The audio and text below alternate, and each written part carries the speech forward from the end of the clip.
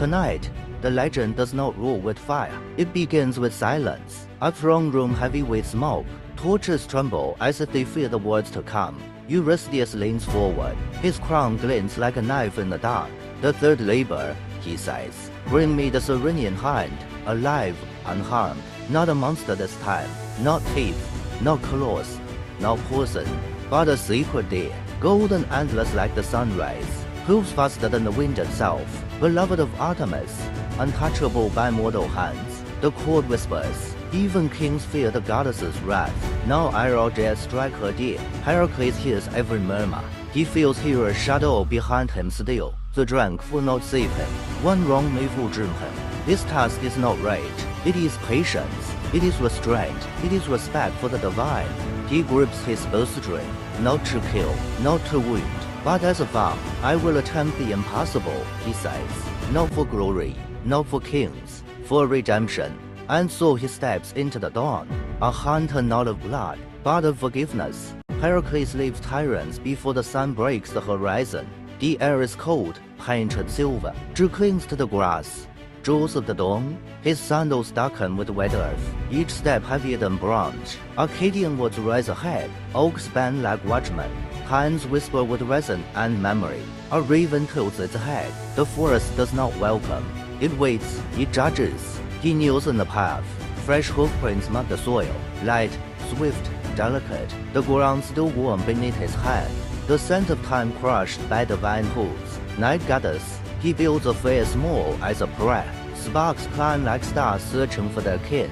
Hercules bows his head. He whispers to Artemis by name. I seek the trophy. He murmurs. Let me do no harm.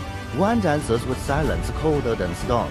An owl rides the dark with wings. He grips his bow, not as weapon, but as promise. He sleeps seated, eyes half open. Dawn spills gold across the trunks. A brook stitches silver through stone. Tracks cross the water and rise toward the hills. He rises too, quiet as falling snow. Mist clings to the Arcadian woods. The air tastes of pine and hidden rivers. Hercules moves slowly, every step a prayer. A high golden light flickers between the trees. Not the sun, not fire, but antlers, glowing like dawn-caught in branches. The Serenian hind. Hercules kneels low, his breath steady.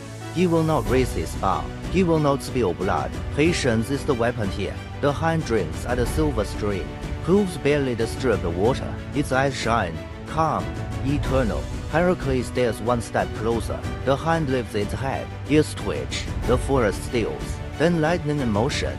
The deer leaps. Bronze hooves spark against stone. It vanishes into the thickets. Hercules exhales, half a smile on his lips. The hunt has truly begun.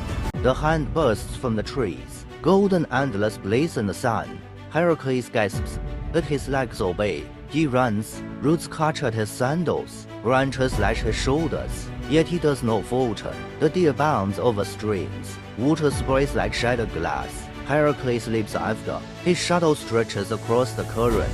Villagers at the riverbank cry out. A mortal pursues the sacred. Children drop baskets. Priests kneel, torn between awe and fear. Upward they climb. Snow crowns the peaks. Hercules breathes fire in the cold. The hind leaves prints like silver coins in the frost. Each step tempts his arrow. Each breath tempts his rage. But he remembers the command. Spill no blood. Defy no god. Not falls. The chase does not end. Moonlight paints the hind in silver fire. Hercules staggers but runs still. Eyes blur into days. Days blur into weeks. The hunt stretches into a year's turning. Patience becomes his only weapon. Dawn spills gold across the valley. Hercules crouches low, hidden in shadow. The hind grazes by a silver brook. Its ears flick, but it does not flee. He steadies his breath, hands loose, not clenched. He whispers a prayer to Artemis, not for victory, but for permission. Step by step, he moves. Not a hunter, not a warrior, a shadow among trees. His hand brushes a branch, but makes no sound. The hind lifts its head, golden antlers catching fire in the sun. Its eyes meet his. For a heartbeat, they are mirrors, man and sacred, strength and grace. He lunges, not with violence, but with resolve. Arms close around the creature's neck. It thrashes like lightning in its grip. Bronze hooves strike stone. Sparks fly. Muscles scream. Bones strain. but Heracles holds, not to break, only to bend. Finally, silence. The hind trembles, bound but unbroken. Heracles strokes its neck with trembling hand. You are not mine, he whispers. You belong to the goddess. The creature's breath is warm against his palm. He ties the rope gently, as if bound in starlight. The chase has ended, but the true chase now begins. The road back winds through valleys and stone villages. Heracles walks beside the bound hind. The rope is loose, but the bond is steady. Children peer from doorways, whispering. Some see a hero, some see a thief of the sacred. The hind glows in the twilight, and even the shadows bow. They pass through olive groves and terraced fields. Shepherds shade their eyes to watch. Priests lower their gazes. Some kneel to the deer, not the man. Word spreads faster than footsteps. The sacred one walks with the mortal. Artemis has not struck him down. Perhaps mercy guards his shoulder. Gates of tyrants open under torches. Eurystheus waits with a collector's smile. Handed over, the king says, "Let a ruler keep what a goddess neglects." Heracles stands still as stone. His voice is calm, but unyielding. "It is not yours. It is not mine. It belongs to Artemis alone." The court inhales, silent as statues. A servant drops a cup. The sound is a verdict. The king's face curdles with rage. Rings tap the armrest like small hammers. But Heracles does not flinch. He touches the rope gently. The hind lifts its head, antlers shining. Hooves strikes down like bells. The door to the wild stands open. Heracles unties the knot, not with triumph, not with fear, but with reverence. The sacred chooses its own path. The throne room grows heavy with silence. Torches bend with the king's fury. Courtiers shift in their sandals. Some glance toward the doors, half expecting Artemis herself to appear. Eurystheus rises, his crown trembling. "You mock me," he speaks. "You bring me nothing but defiance." His words drip like venom, yet none dare answer. Heracles bows his head, not to the king, but to the memory of the hind. "I did as commanded," he says. "Ye found it, ye held it, and I released it, untouched. A sacred gift belongs only to the gods."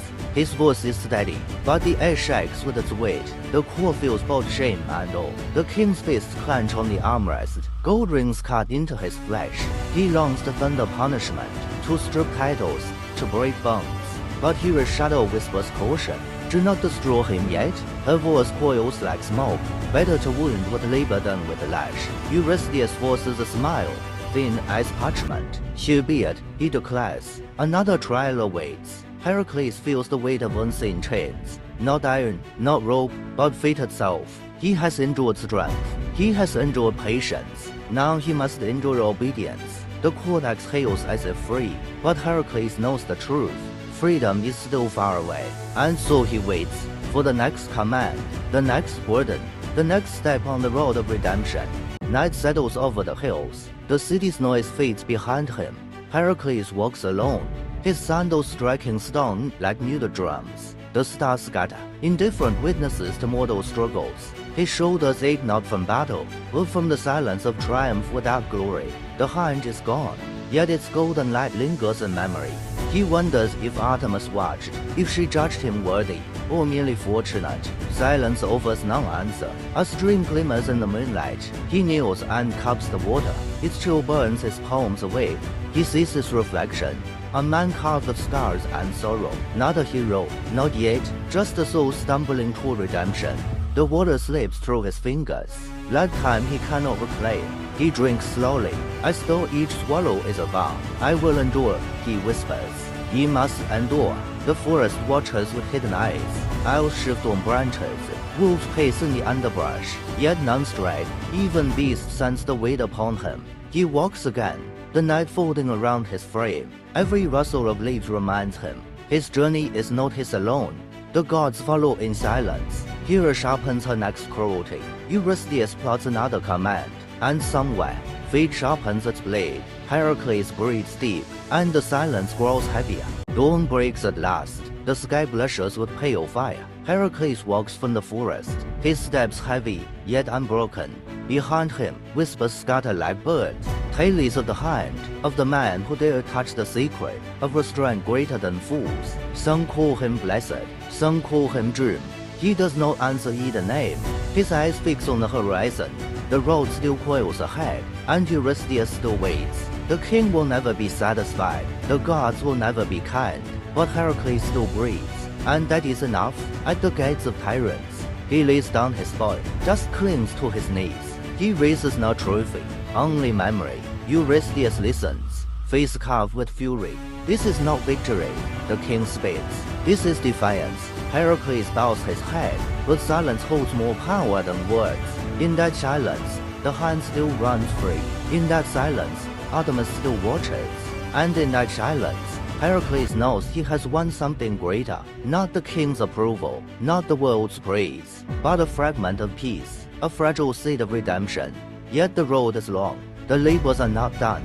Even now, Hera sharpens her malice. Even now, new trials stir in the distance. A bull crashes through mountain snow. A stable reeks with endless filth. A queen of Amazons readies her blade. 12 shadows rise like mountains. And Heracles is only one man. But he is a man who walks forward. No matter the weight, the hind has gone. But its golden echo stays in its chest. He carries it like a lantern. And in the first light of dawn, the next labor begins to stir. And that ends today's tale of Heracles. But his labors are far from finished. More battles, more myths, more legends await. Thank you for watching. If you enjoyed the story, don't forget to like, comment, and subscribe to follow the journey. Until next time, may the strength of Heracles inspire you.